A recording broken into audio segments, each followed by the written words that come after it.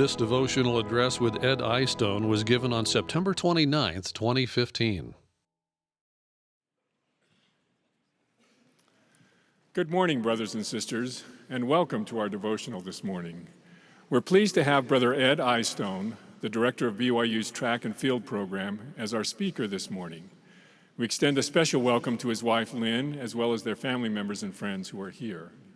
As a student athlete, Brother Eyestone was a 10-time All-American and 4-time national champion, winning the Triple Crown of cross country, the 5,000 meters, and the 10,000 meters in his senior year.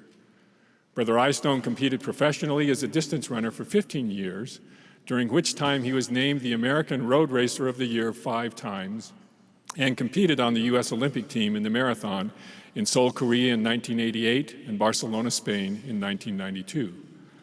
Coach Eyestone has worked as a TV commentator since 1994 for ESPN, Fox Sports, and NBC, and was the lead distance analyst for the Beijing Olympics in 2008. Brother Eyestone has a master's degree in exercise science and has coached 60 All-Americans since beginning his coaching duties here at BYU in 2000. Brother Eyestone and his wife Lynn are the parents of 6 daughters, and he currently serves on his Stake High Council. We'll now be pleased to hear from Brother Ed Eyestone.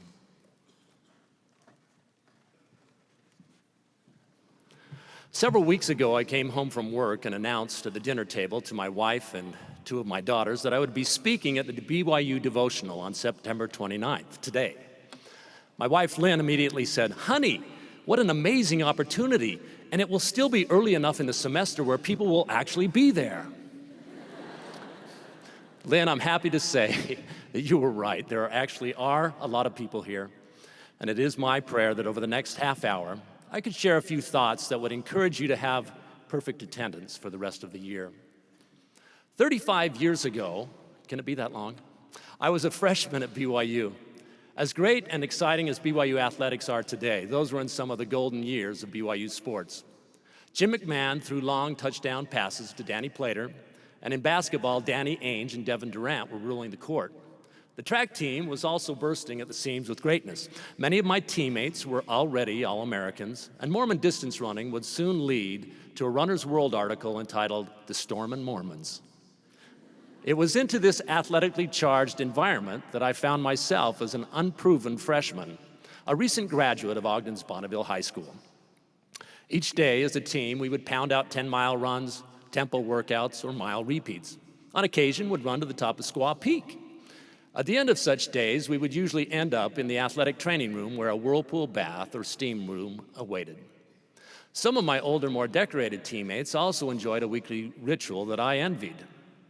Olli Julkinen was our cross-country and track athletic trainer. He had grown up in Finland, where he had been an accomplished national-class boxer. Later in life, he learned the art of healing aching muscles and speeding recovery by putting those strong boxing hands and shoulders to use, giving deep athletic muscle massage. I watched as Doug Padilla, a decorated All-American, would jump on Olli's padded table, and Olli would soon have Doug squirming as he worked first his quadriceps, then his calf muscles, always ending with the hamstrings. And at the end of each 20-minute massage, Doug was usually much more relaxed, and as Olli finished up, he would say, with his thick Finnish accent as he shook out his hamstrings, "Soup in a sack, soup in a sack. That is what your muscle should feel like, soup in a sack."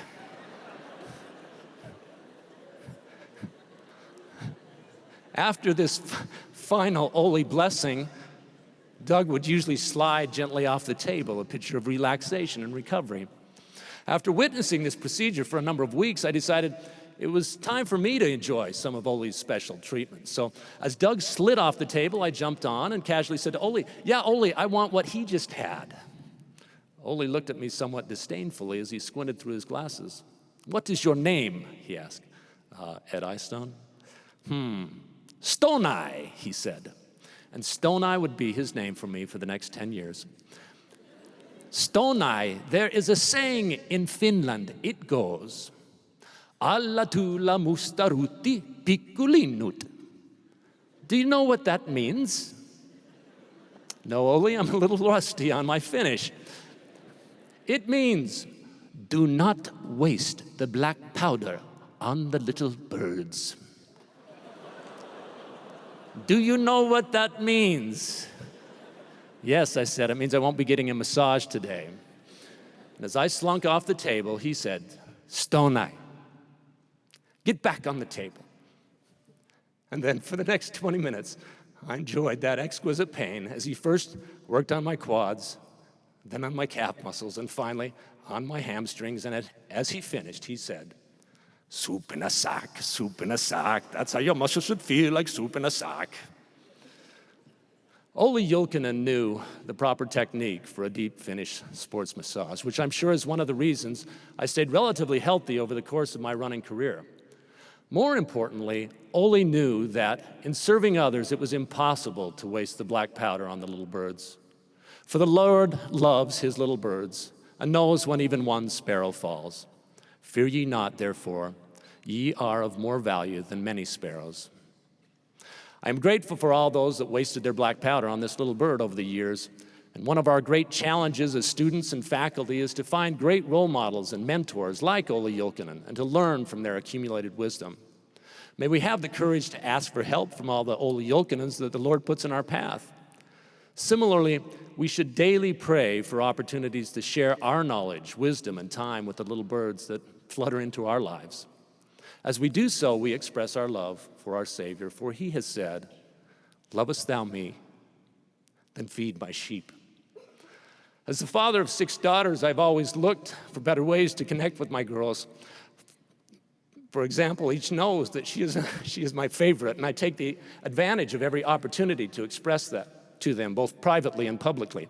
It was easy with Erica, favorite daughter number 1. She got a 3-year head start on her closest sister, and she was always interested in sports, so there were many days spent hitting fly balls, hiking, kicking the soccer ball, or even playing basketball, a game which she excelled in enough to walk on at BYU, despite my ineptness at the game. Andrea and Ellie, favorite daughters 2 and 3, enjoyed cross country and track, a fact that made attending their races all the more fun because in addition to watching and cheering their races, I could do a little recruiting of other athletes on the side. My cheer of "make their lungs bleed" to Andrea, although initially intended as a joke, became a standard battle cry at all her races, and to this day is a code for good luck between us. In fact, this morning I received a text from Washington, D.C. It ended with, "make their lungs bleed." You've been forewarned. With Ellie, the importance of a good attitude early in the race led to the cheesy but memorable cheer of "happy face, happy race." But Claire, favorite daughter number 4, gravitated more to the music drama side of the continuum. I was perfectly content in attending recitals, music programs, and elementary and junior high productions, but the summer going into her 9th grade year, I decided to step it up a notch, and despite the fact that I had last been on stage 35 years earlier, as a wolf who develops a conscience in the Ward Roadshow, we both ended up in a summer community theater play of Annie Get Your Gun at the Sarah Theater in Orem, Utah. 2 words, beard card. As a result of that experience in the fall of 2011, I was invited to audition for a production of the musical White Christmas, performed by the BYU Music and Drama Department. White Christmas would play the month of December leading into Christmas and would feature mostly music, dance, and theater majors. These guys were pros. They had been in productions for most of their young lives, and many, if not all, will go on to professional careers in the performing arts, some on Broadway. I'm sure the only reason they had opened up the role of General Waverly, the stern Army general with a heart of gold, to the outside was they wanted someone older for the role. And although it might be a stretch for such a young-looking 50-year-old at the time to play a retired general, 15 years my senior, I figured that was what acting was all about, and I went to the audition. When I arrived, I was introduced to the director, George Nelson, a professor in the theater department. He asked me to sing a few bars to make sure I wasn't completely tone deaf and to read a brief monologue. Fortunately, there was no dancing required, as the general had recently taken some shrapnel to the leg. The monologue was of General Waverly saying goodbye to his troops. I read it through once in my mind and then proceeded to read it out loud for the director. I attempted to convey the gruffness and authority of a World War II general. Unfortunately, my interpretation came out sounding more like a combination of John Wayne from True Grit and Arnold Schwarzenegger from Kindergarten Cop. And when I finished and looked at the director's table, I could tell by the sideways glance and the pursed lips I hadn't been too convincing. But instead of dismissing me outright with a wave of the hand and a next, Brother Nelson exhibited true mentorship as he flexed his directing muscles. At that point, George looked me firmly in the eyes and said something to the effect of, "Ed, that was okay, but let's try it again. You're a coach, right? And you work with young men. As a coach, I imagine you form close associations with these guys. You put in a lot of time with these guys as you lead them into battle in the races, correct? Now, this time I want you to put yourself in the position of this general, but imagine instead that these soldiers are the young men that you coach every day. You've been serving side by side with these young men for the last 2 years. You've risked your life. You've been wounded in battle as a result of saving some of their lives. You've seen men that were part of this group make the ultimate sacrifice in fighting for their country. These are your boys, and you have to leave them now. You may never see them again, and some will be killed before the end of the war. Now take a minute and try it again." Okay, during that minute, I thought a couple of things. One, I was in way over my head. Two, I thought about my father, who'd been a paratrooper in World War II, and the greatest man that I ever knew. And three, I did what George asked me to do, and I thought about my boys, the young men that I get to coach here at BYU, the championship races that I had witnessed them run, and the personal sacrifices they had made. I then attempted to read the farewell monologue. The result was a much different performance than the initial superficial reading. As I finished the reading with thoughts of my own team and father, my eyes filled with tears and my voice slightly broke with emotion as General Waverly said his final farewell to his men. As I finished the reading this time, I looked at the director's table and was greeted with a smile as George said, "That was much better." And I said to myself in all humility, "Nailed it." The difference, however, had been in a great director. I'm grateful for those next 3 months as I got to rub shoulders with real pros. It was fun to see those same qualities of talent, hard work, dedication, sacrifice, teamwork, and coaching that make a successful sports team come together also make a successful stage production. My goals were modest, mainly not to get in the way of the true professionals who were out on the stage. The play was sold out for all of the performances. However, when the reviews came out, we were all anxious to see how we had been critiqued. The production received very favorable reviews, and the Deseret News, November 16, 2011, used such phrases as energetic choreography with high-stepping, attractive performers. My fellow performers were praised by name for their on-stage enthusiasm, fully formed characters, plum performances, and for singing and dancing with vigor. When I nervously read my own review, it said, and I quote, "Ed Eyestone, who played General Waverly, looked the right age for the part." Nailed it. Broadway, here I come. At the end of the run of the play, I had a chance to introduce my wife, Lynn, to George Nelson, my new theatrical mentor. He paid me the biggest compliment and gave me the best review when he said, "Ed takes direction well." Everyone loves to give direction. It's fun to tell others what to do and when and how to do it. However, taking direction is a serious challenge for most of it because pride turns direction to criticism in our mind. Despite great inflation, not every paper we turn in at school will return with a gold star and a smiley face at the top of the page. How we handle criticism, or better said, how we handle direction, ultimately is a measure of our character and will help determine how far we go in life. If we can embrace direction rather than look at it as criticism, we are much more likely to learn and improve. If we are offended by direction, we are most likely to become stagnant and wither. Ultimately, taking direction well requires us to trust in the director. When we trust in the director, we check our pride at the door and become humble. It is only then that we truly maximize our learning potential. On those occasions when we are required to give direction, be like George Nelson and give good direction. Many times this just requires taking a moment to consider the golden rule and do unto others as you would have them do unto you, or direct others as you would have them direct you. At the audition, George could have easily said, "Eyestone, that was the worst impression of John Wayne I've ever heard. Please never step on my stage again." But instead, he made the effort to give good direction and search for just the right words to elicit a better performance. Fortunately, here at BYU, we are pleased to not only have many worthy mentors in whom we can trust, but we worship the divine and perfect mentor of us all who has said, "Trust in the Lord with all thine heart, and lean not unto thine own understanding. In all thy ways acknowledge him, and he shall direct thy paths." If we could spend more time trusting and directing well, taking direction well, and less time giving direction and worrying about criticism, I believe we would be a happier and a more productive society. Kyle Perry was a track athlete recruited from Alta High School here in Utah.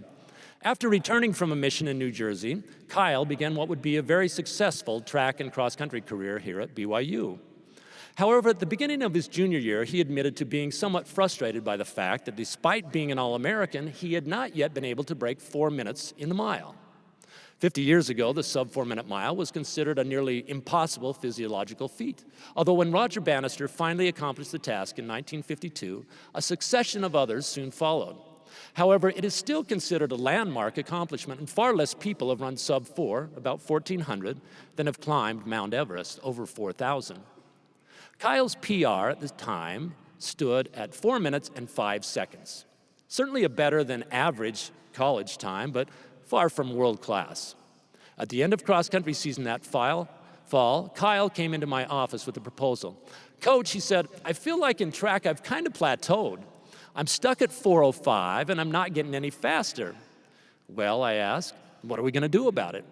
He said, "I don't think there is one single thing I can do to cut off 5 seconds, but I do think there are 10 things I can do that can each cut off half a second, and together they will total 5 seconds and get me under 4 minutes." He then pulled out his list that read something like this: "For the next 3 months, I will do my morning runs, stretch after workout, do core 5 times a week, get to bed before 11, twice a week lift weights, sprint drills twice a week." The last 4 changes were dietary in nature. Eat breakfast every day, no more ice cream, no more Diet Coke, no more candy. Would all benefit probably from those last 4. After going through the list, he added, "Coach, on February 2nd, the track team is going to Seattle for an indoor meet, and I'm going to break 4 minutes for the mile." He then turned the list into a legal binding contract by signing it at the bottom of the page. I signed it as well, and we posted a copy on my wall and in his locker. Over the next 3 months, I met regularly with him for his daily workouts, and he let me know how his 10 small things were coming along as well. As we flew to Seattle that first week of February, he was brimming with confidence. Not only had he paid the price on the big things like running 80 miles a week and never missing practice, but he also made the additional sacrifices of the small things that he felt would make the ultimate difference.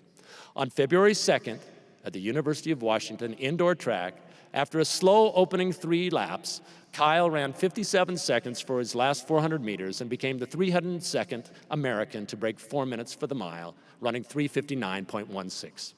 Contrary to popular opinion, he found that sweating the small stuff was necessary to accomplish big things and get him to a whole new level. Building on his breakthrough, Kyle won the national championships in the steeplechase that next year. My time working with Kyle Perry helped reinforce the scripture found in the Doctrine and Covenants. "Wherefore, be not weary in well-doing, for ye are laying the foundation of a great work. And out of small things proceedeth that which is great." So often we find ourselves looking for that big break, that huge testimony-defining experience, the job or investment that will set us for life, or the bolt of lightning and fireworks when we find Mr. or Ms. Right. Some of you are waiting for that, aren't you?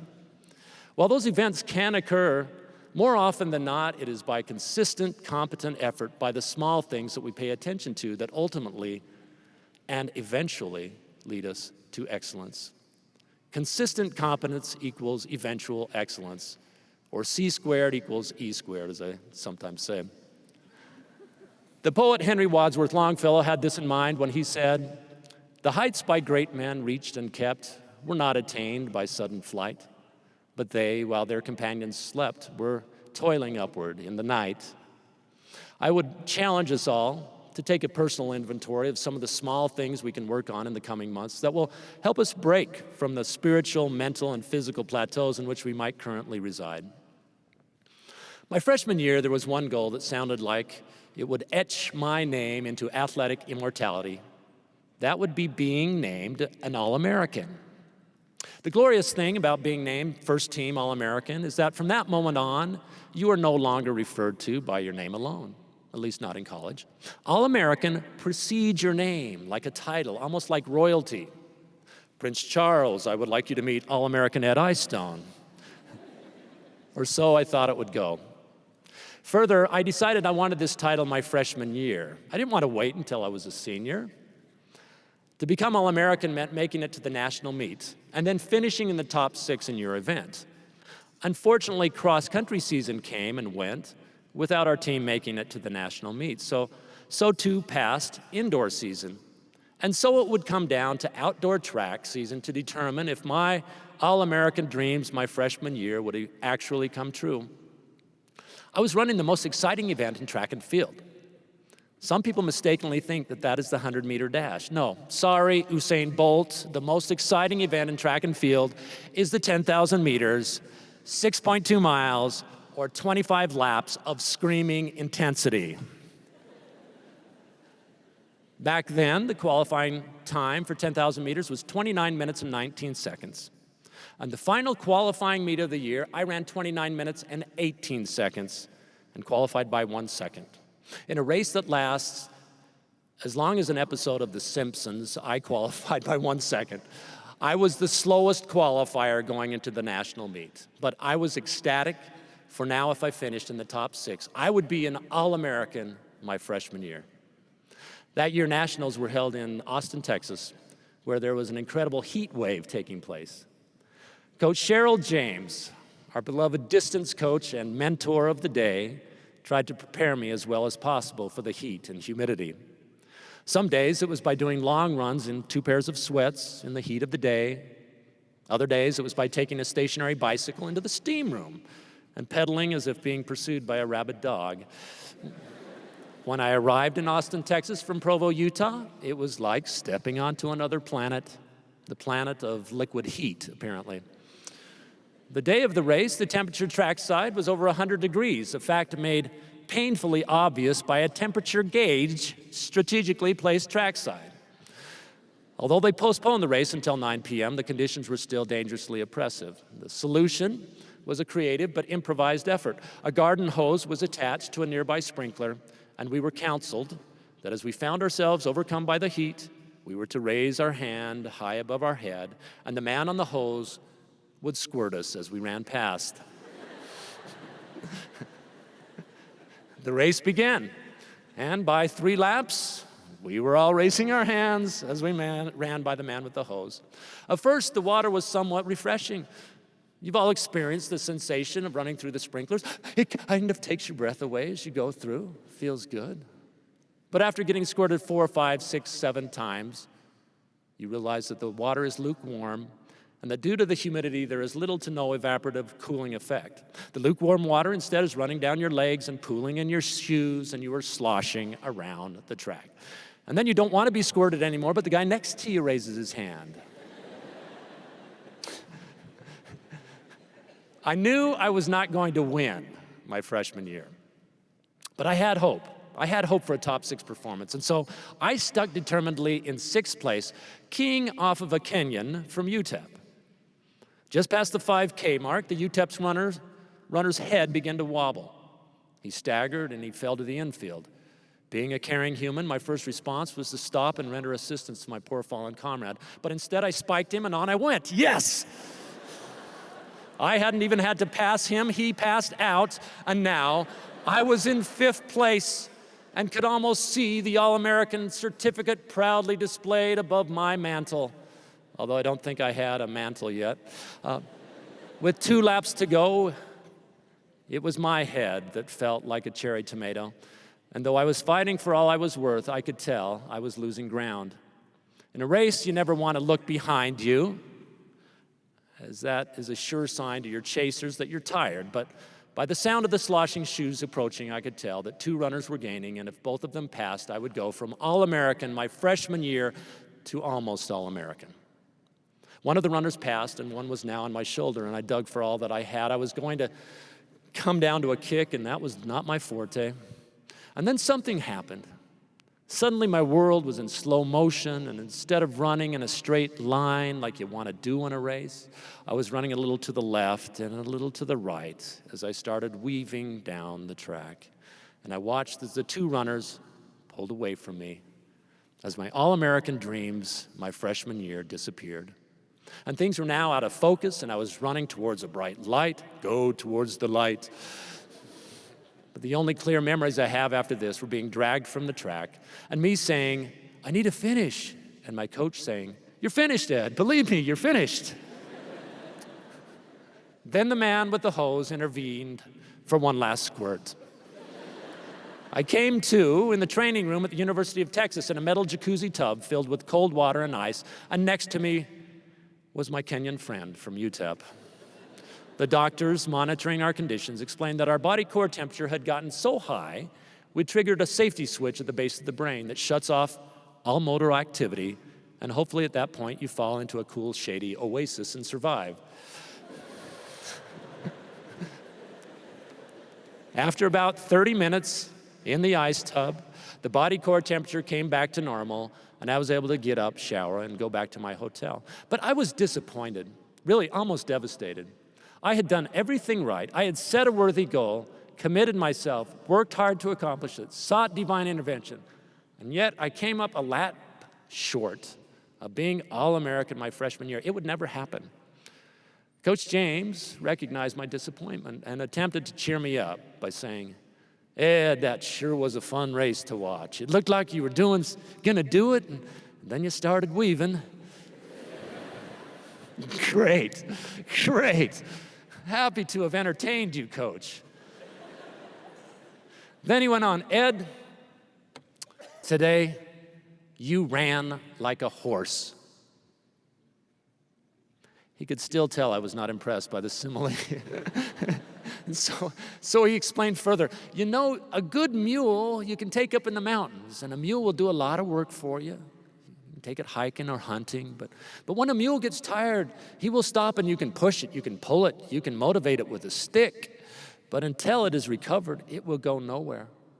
But he continued, if you have a good horse, you can run with that horse until it drops over, completely exhausted or completely dead. Today, you ran like a horse. And you know what? That made me feel better. The fact that he thought I had given it that kind of effort. And I think what my good mentor, Coach James, taught me at that time was that life was structured such that many times we're going to do everything possible to accomplish our goals. But the nature of life is that sometimes, despite doing all the right things, we're going to come up a little short. But if we've done everything in our power, if we've run like a horse, then that is all that is required. We can hold our heads high, and we're going to accomplish a lot in the process. The other takeaway from that story is that after my mission, I returned. I made All-American 10 times, but the fact is I don't cherish nor remember those 10 times when I had success nearly as much as the one time I came close, and Coach James said, I ran like a horse. We often learn more from our so-called failures than from our success. May we take advantage of the many mentors that surround us this year. May we be worthy mentors to those whom we serve. May we not just take direction, but may we take direction well, without taking offense. And may we see the value of gradual steps in the right direction. Let us appreciate the value of work, effort, and struggle despite the result as we run like a horse in all that we do. And may we remember that we have a divine mentor who loves us unconditionally and is always there to lift us when we fall. These things I testify in his name, even Jesus Christ. Amen.